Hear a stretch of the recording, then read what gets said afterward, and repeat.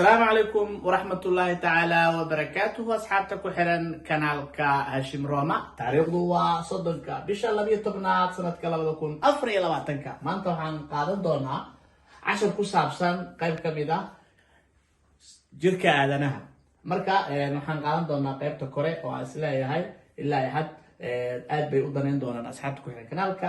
Naso waa sanka, boka waa afka, orecchio waa dhegta, occhio waa il, labbra waa bishinta ama faruurta, dente ilko, testa madaxa, gola waa dhuunta.